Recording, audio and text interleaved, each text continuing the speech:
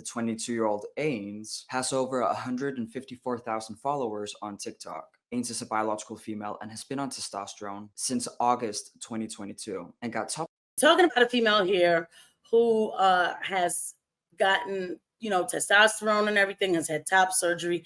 Apparently, this trans activist story is concerning because they're getting these things done fast. Now, for some reason, I don't know why, I'm like suspended or banned on TikTok. Like I cannot get on TikTok.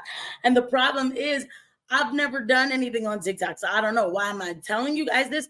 Because that's where like the library of people like Ains is, where I can get like a whole slew of videos of new trans influencers who are doing all of these like crazy, all of their little videos and stuff like that. So, but they've banned me and I just really don't even know why. So today we're going to talk about the offensive tranny, talking about this trans person. He actually was born female. Top surgery in September 2023. Guess how long it took for Ains to get testosterone? 1 week. Ains' first appointment for testosterone was 1 week before Ains' first testosterone shot. So that's the thing. These things happen fast now. Like I said, back in the day, it wasn't always like that. So I had my first T appointment yesterday. We talked about how long I've been dysphoric, what my goals for are transitioning wise. Have I ever been to doctors regarding my gender stuff? Am I in therapy for it? The doctor was literally the kindest human being I've ever met. If you're going to see someone, try to see someone who specializes in trans care, because I've never felt so cared for and listened to as a trans person. What this child just said is that the doctor was caring and kind and understanding, and her, advice to people is, if you want to go see a doctor about getting these hormones, make sure you go see a trans doctor. See, that's the thing. It's an echo chamber. There's something called an echo chamber, right? Where you somehow find yourself around the people who agree with everything that you're doing, okay? Or you're hearing the same information from the same people, right? And this isn't just a trans thing. Like, I would be considered on the right. I'm a Republican, all of that, right? But when people really look into me, especially on Twitter, okay, you will find that you can't peg me in any kind of label, because I get my positions based on the truth, right? We're doing the inconvenient truth on this channel. So, and that's how it should be. You should not be in an echo chamber. And the reason why I'm like that is because even though I'm, quote, considered on the right, I don't listen to conservative news when it comes to like geopolitical issues and crises along the world, because they always go with this narrative of, American patriot or whatever. And I'm going on a tangent, sorry. So that's the echo chamber that I don't allow myself to get into. But this girl is in an echo chamber. She went to a trans doctor. Of course, they're going to be kind. This is the first time somebody listened to me and totally understood where I was coming from. That means that they agreed with you 100% and did not give you any pushback. No medical professional should do that. Again, no medical professional should do that about anything. They should always weigh out the pros and cons with you, at least. Not just check off. Okay, here you go. Here's med. Here you go. Here's surgery. Right? To anything. Unless, obviously it's something emergent. I'm not writing scripts or giving medical advice, by the way. Okay? Liabilities. Because I've never felt so cared for and listened to as a trans person. You might have thought that this trans doctor was super nice, loving, caring, and supportive. But here's the thing, they're only going to be this supportive if you identify as trans.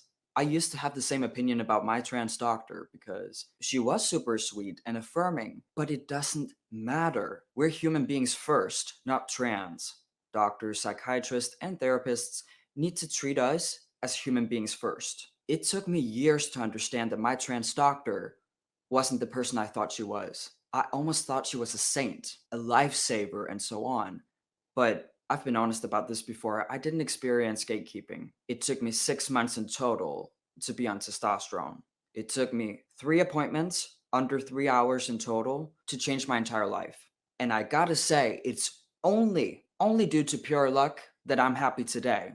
Happy with my transition. It is not thanks to my doctor. She's an ideologue. She is a trans activist. She believes that we should affirm. No matter what the patient says, no matter how many red flags trans doctors see in their patients, they don't want to tell the patients that they're not trans. So we will be paying attention to this channel even more, because this person, I don't know his name, but That was some serious honesty, like serious honesty. It was. And again, I say, I'm not here to tell people to detransition if they're like this, you know. I'm not here to tell people anything about what to do with their life. One thing I will say that I tell people is that your creator created you in his image, and your creator knows that you're worth it. You are worth it. I'll never forget one day I was at the computer and Jazz came up to me and she said, Mom, when is the good fairy going to come with her magic wand and change my penis into a vagina? And I was really confused. Well, I'd have been really confused too. Again, remember, Jeanette seems to leave this part out of the story right now, that Jeanette said this happened when Jazz was 2. Okay, so I would have not only been confused, I would have probably jumped out of my chair. You know, I'd have probably been like, "Oh my God, how does 2-year-old start talking like this?" You know, that would have been my confusion. But of course, all of this is supposedly so normal. And Jeanette said that that's what Jazz says. You know, that started this whole thing. Actually, she does go ahead and go into it. You know, I have this 2-year-old coming up to me and saying, you know, I'm a girl. I mean, are you insane? Penis, vagina too? But don't forget too, actually, the first story was that Jazz said to Jeanette, when am I going to, the fairy princess is going to change my genitalia. Genitalia. 1, 2, 3, 4, 5. 5 syllables. 2-year-old. I would have thought my child was possessed. Seriously, I would have. Like I had and then even asking me a question like that, by the way. Okay, so I'm trying to get to a point here, but it's just every time I hear this part of the story, I'm like, oh, bro. Inside of my stomach, I'm like, my kid is not normal. I mean, this is not normal. They took me to the doctor when I was 3 years old, and she held up 2 dolls. One doll was a girl and had girl parts, and one doll was a boy and had boy parts. And she said, which do you have right now? And I pointed to the boy doll. And then she said, which do you want? And I pointed to the girl doll. I would say that I have a girl brain and a boy body, and I think like a girl, but I just have a boy body, and it's different than you. How sad. And let's keep this right here on this monster who did this to her child. Where does the child learn these kind of things? To be able to put that kind of feeling into words, right? Okay. Anyway, the point that I'm making is that after Jazz did all the pointing the dolls, well, it's official, diagnosed. We have a problem. Mayday, Mayday, Houston, we have a problem. Let's go ahead, go straight forward with this this quote transitioning, no questions asked, straightforward, right? So this is the type of stuff that the offensive tranny was talking about, the type of stuff that I'm talking about. And I do bring it right back to Jazz because, I mean, my gosh, this mother, now this girl, right, we were showing earlier, she obviously has some sort of bipolar or like definitely borderline personality disorder, who really wants a lot of attention, doesn't know where she fits in society, probably doesn't feel like she's worth it. Again, you're created in your creator's image. You are worth it.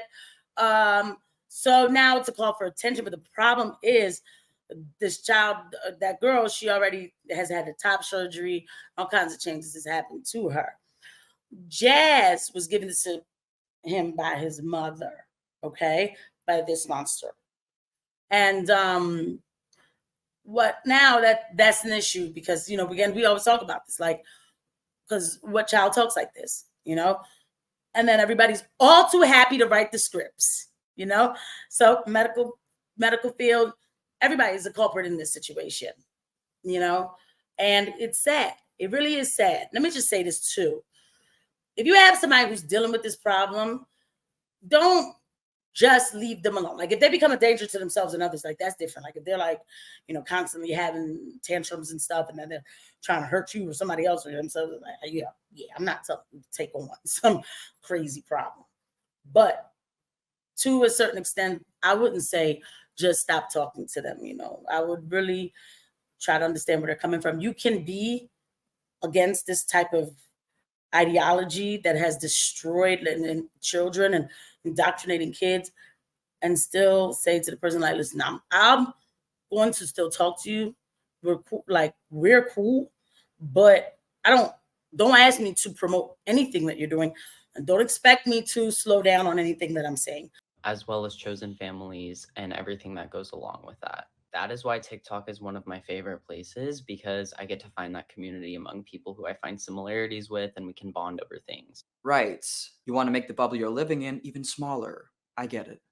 I have a huge problem with the term chosen family. What you will hear in the trans community is, if your family doesn't support you and your transition, which you want to go through, only due to an ideology, F them, we can be your new family.